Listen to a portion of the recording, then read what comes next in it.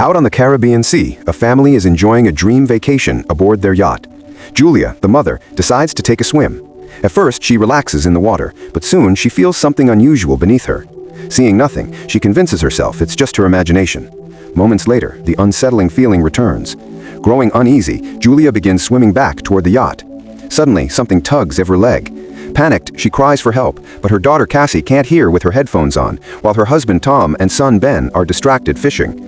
Julia struggles, her voice fading as she swallows water. Tom finally notices Julia is missing.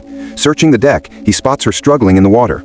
He quickly brings the yacht closer, dives in, and drags her back to safety with the kids' help. Though shaken, Julia insists it must have been nothing more than a strong current. That night, the family celebrates Ben's birthday with cake and presents. Later, Cassie takes a video call from her boyfriend outside. On the screen, he shows her massive thunderclouds forming over the city, but the connection glitches and freezes before she can ask questions. Alarmed, Cassie rushes inside to warn her family. Tom dismisses it, blaming bad reception so far from shore. Moments later, they hear strange sounds and rush outside to find a pod of whales nearby. Tom explains that whales use Earth's magnetic field to navigate, but when storms disrupt it, they can become disoriented and follow the wrong paths. Suddenly, the yacht shakes violently, knocking Ben down. Worried the vessel has been damaged, Tom dives below to investigate. Minutes later, he resurfaces with a cut on his shoulder. Julia quickly stitches the wound. As Tom explains, he sensed something massive behind him.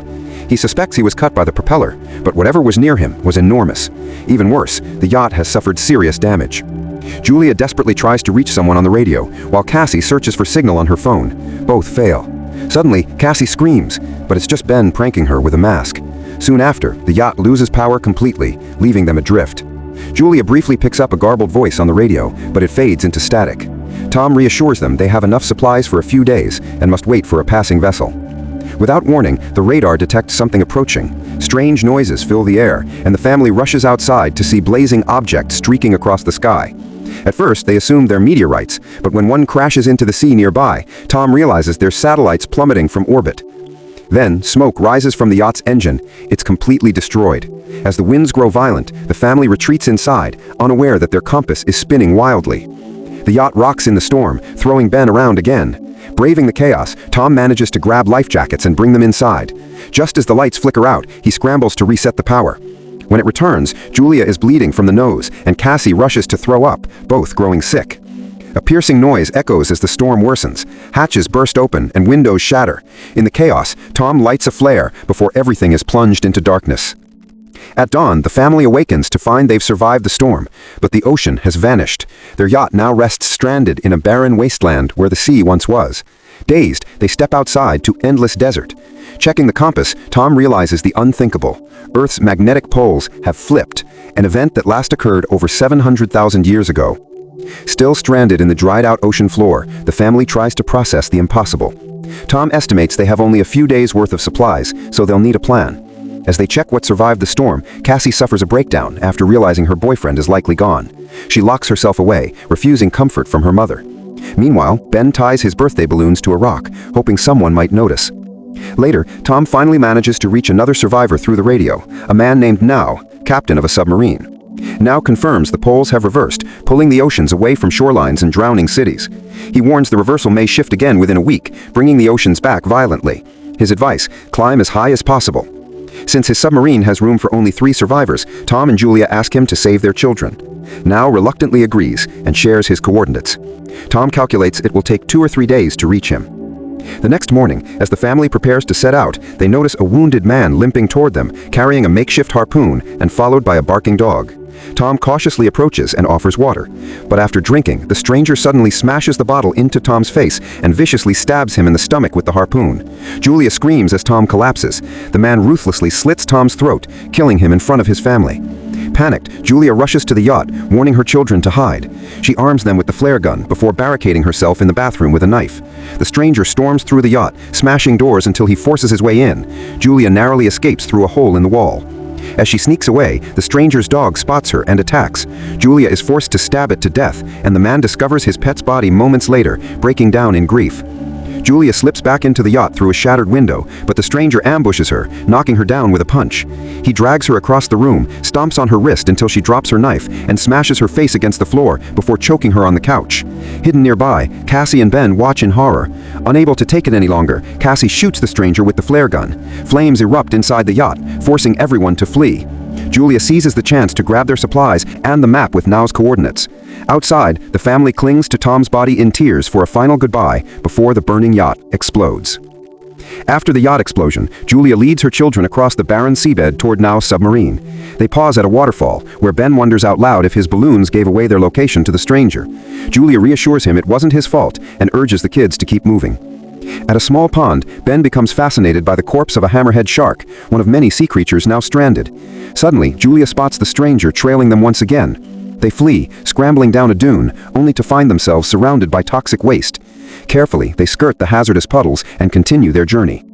The wasteland is littered with strange remnants of the ocean, giant carcasses, sun-bleached plastic, and wreckage. Ben begins to collapse from thirst. Julia grabs their only water bottle, only to find it nearly empty. Furious, she scolds Cassie for not sealing it properly. Cassie snaps back, shouting that none of this matters because they're doomed anyway. After the heated argument, the family continues in strained silence.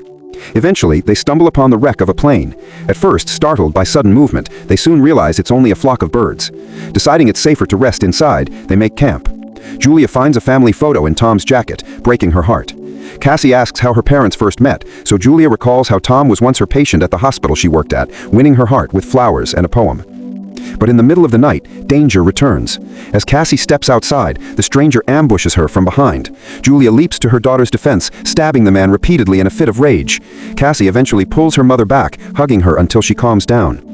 At dawn, the family examines the stranger's corpse, noticing it's covered in strange bite marks. As they leave, a swarm of crabs emerges from the body's mouth. Not long after, they hear a strange noise in the distance. Julia investigates and realizes a massive swarm of crabs is heading straight for them. The family runs until they spot a huge cargo ship stranded on the seabed. They rush toward it, discovering 3 surviving crew members. One woman pleads to help them, but the 2 men refuse and lock themselves in a container, leaving Julia and the kids outside. The crabs descend upon them, forcing Julia to scramble up a container with her children. The swarm floods inside through a hole, overwhelming the crew inside. Gunfire erupts, but it's useless. The crabs tear the workers apart one by one. Julia herself is attacked and bitten on the leg before Cassie and Ben manage to pull her to safety. After the horror, Julia passes out from blood loss. She awakens in the middle of a sandstorm, her children gone. Panic sets in until Cassie and Ben return, explaining they went searching for help, but found none. Together, they shelter inside an open container until the storm ends. Inside the cargo, they discover bottled water, a radio, and a gun.